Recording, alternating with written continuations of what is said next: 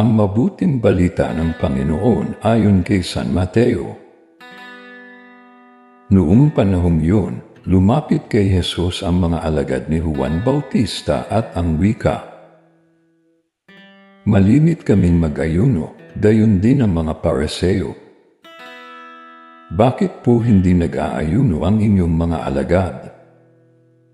Sumagot siya, "Maaari bang magdalamhati ang mga panauhin sa kasalan habang kasama nila ang lalaking ikinasal? Kapag wala na siya, saka pa lamang sila mag-aayuno.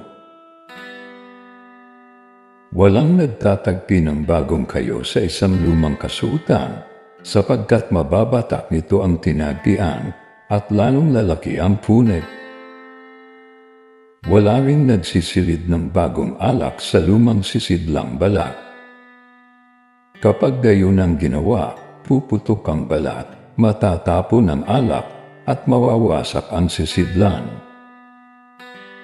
Sa halip ay isinisilid ang bagong alak sa bagong sisidlang balat, at sa gayo'y kapwa nagtatagal."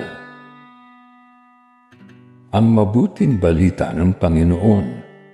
Pinupuri ka namin, Panginoong Hesukristo.